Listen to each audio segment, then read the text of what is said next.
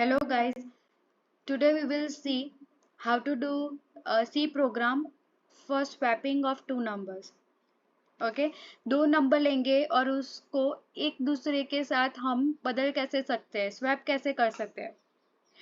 तो ये दो तरीके से हो सकता है। द फर्स्ट वे इज, पहला तरीका है with the use of third variable, मतलब कि तीसरा एक कंटेनर मतलब एक वेरिएबल लेके कर सकते हैं। और the second way is without the use of third variable, मतलब कि तीसरा वेरिएबल हमें नहीं लेना है, उसकी मदद के बिना हमें वो परफॉर्म करना है। First of all we will see the first way. Okay, अब हम देखेंगे कि कैसे फर्स्ट वे हम अप्लाई कर सकते हैं। Before moving forward let me show you simple logic concept of swapping the two numbers with each other. Let's say मैं आपको ये पहला वे सिखा रही हूँ कि तीसरे वेरिएबल, मतलब वेरिएबल का मतलब क्या है, कंटेनर, मतलब तीसरे वेरिएबल की मदद से हम कैसे परफॉर्म कर सकते हैं। ये A है, ये B है और ये C है। Let's say we have three containers, मतलब three variables. Okay, we all know that in C language we can say, means in any programming language we can say that the variables are nothing but the containers. Okay, so अब ये A है जो container 1, B container 2, C container 3। Let's say A की value है, A के container में 10 है और B के कंटेनर में 20 है। ओके, और हमें B की वैल्यू को A में डालना है और A की वैल्यू को B में डालना है।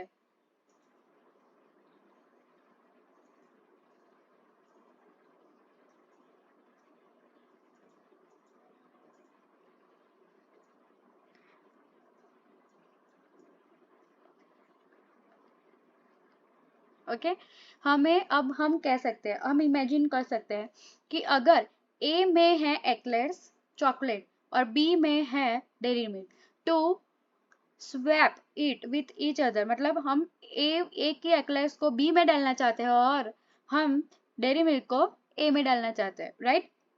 तो हम क्या करेंगे, वो मत कहना कि हम फ्लोर पे कहीं पे A को एम्प्टी कर देंगे और B को फिर A में डाल देंगे। No, we have to take the third container. okay, manually हमें C मतलब के एक थर्ड कंटेनर लेना पड़ेगा और 10 को, मतलब A की वैल्यू को हमें C में डालना पड़ेगा। ओके, मतलब कि फिर A हो जाएगा एम्प्टी। ओके, जब A हो जाएगा एम्प्टी तो हम B की वैल्यू आसानी से A में डाल सकते हैं, राइट। मतलब B हो गया एम्प्टी। अब आसानी से हम उस कंटेनर, मतलब C की वैल्यू हम डाल सकते हैं B में, मतलब C अगेन एम्प्टी हो गया। हमने C कंटेनर एम्प्टी लिया था, अगेन C एम्प्टी हो चुका है और दोनों की वैल्यू स्वैप भी हो चुकी है। ओके, हमने ली थी A की वैल्यू 10, B की वैल्यू 20, अब हो गई है A की वैल्यू 20 और B की वैल्यू 10। आया समझ में concept? This was the concept of swapping the two numbers. Now we will do the program for swapping the two numbers by using the first way. पहला वे हम यूज करेंगे and that is with the use of third variable. We have to first include the header file. Okay, then we have to take the main method. हमें पहले header file को include करनी है, फिर main method को include करनी है। Okay, now हम तीन कंटेनर्स लेंगे A, B और C। मैंने जो आपको यहाँ पे एक्सप्लेन किया है उसी तरीके से मैं कोड करूँगी ताकि आपको ज़्यादा समझ में आए।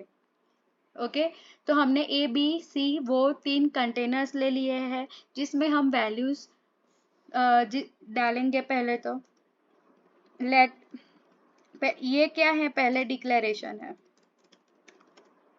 Okay, declaration of variables. अब हम उसे इनिशियलाइज करेंगे,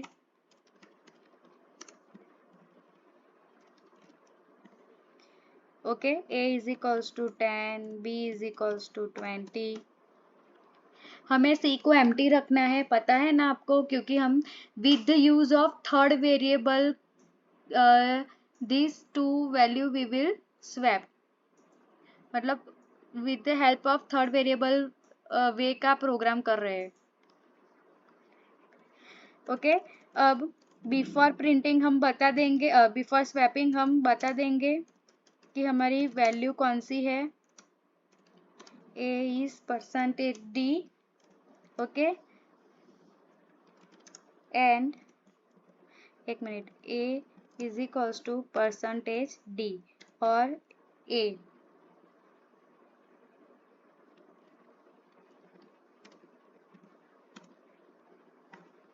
b,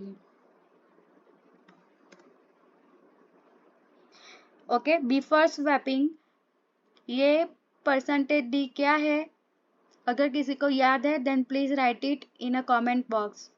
मैंने आपको समझाया था कि ये एक प्लेस होल्डर है, परसेंटेज डी एक प्लेस होल्डर है जो कोई वैल्यू को होल्ड करता है, ओके। परसेंटेज डी हम जब कोई इंटीजर वैल्यू को हमें रखनी है यहाँ पे प्रिंट एफ के स्टेटमेंट में, जो हम कंसोल में दिखाना चाहते हैं वो हमें परसेंटेज डी में मिलती है, ओके। अब हम पहले इतना रन करके देख लेते हैं, ओके। F11 देखिए, पहले रन करने के लिए भी मैं आपको फिर से दिखाती हूँ कि एग्जीक्यूट में जाके हमें तीन ऑप्शंस मिलेंगे। पहले है कंपाइल, ओके, हमें किसी भी प्रोग्राम का आउटपुट चाहे उससे पहले हमें उसे कंपाइल करना पड़ता है, जो जिसकी शॉर्टकट की है F9, फिर हमें रन करना पड़ता है, ओके, देन F10, और दोनों साथ में करना है, देन F11, ओके। अगर हमने सेव नहीं किया है तो हमें ये सेव करने के लिए कहेंगे program swap dot C extension, क्योंकि हम ये सी प्रोग्राम कर रहे हो।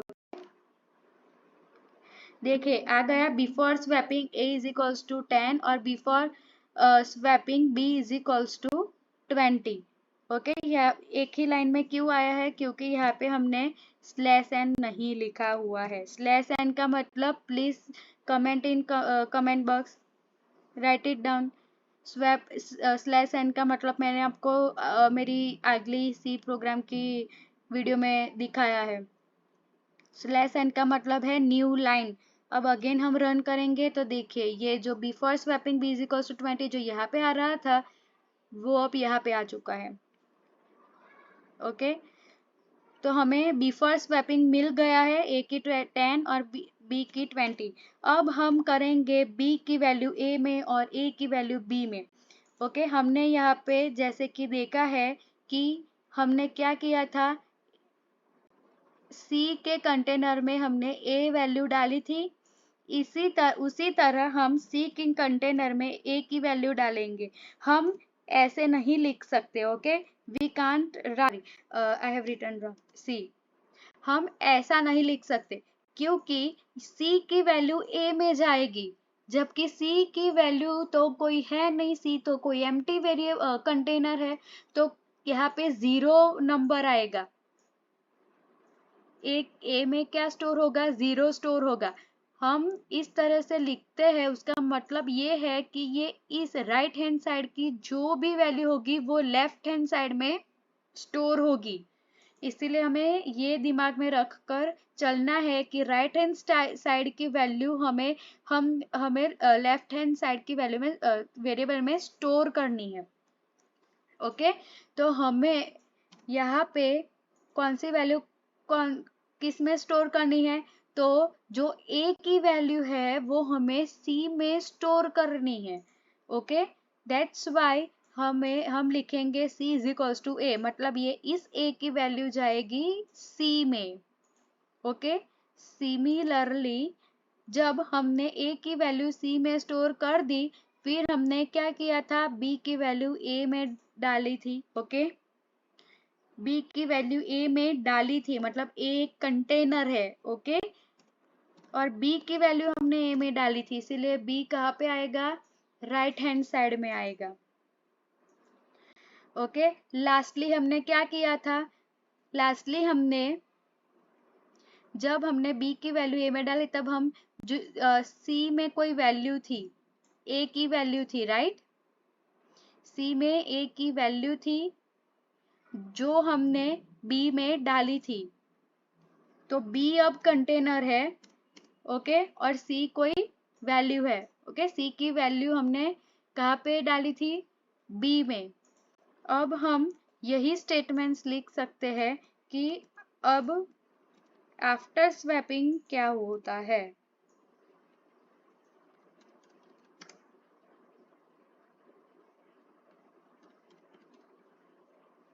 अब आफ्टर स्वैपिंग आउटपुट क्या आता है, देखिए,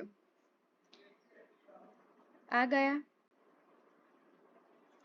a की वैल्यू 10 थी, b की वैल्यू 20 थी, हमें स्वैप करनी थी, मतलब b की वैल्यू a में और a की वैल्यू b में डालनी थी, उसे हम स्वैपिंग कहते हैं।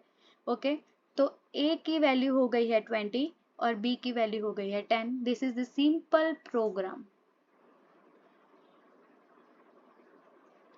Okay, and this was the logic which I shown in word.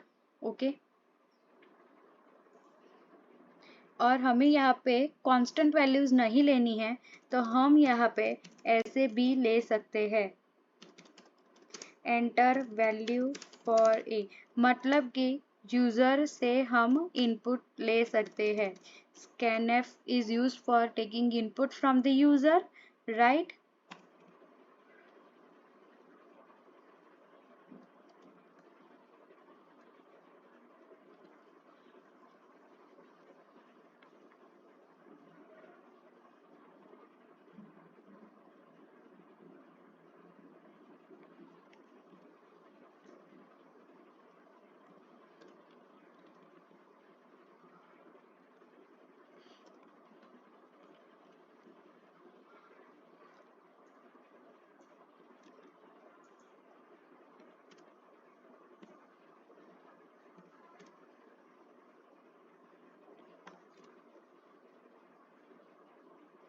देखिए, अब उसका आएगा, हमें हमसे वो वैल्यू मांग रहे हैं।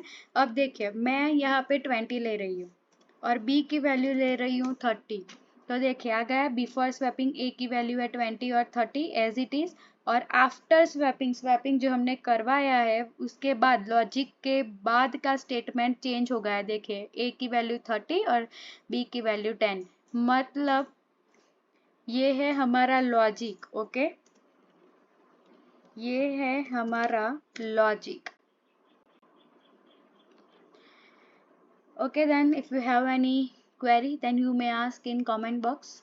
Thank you.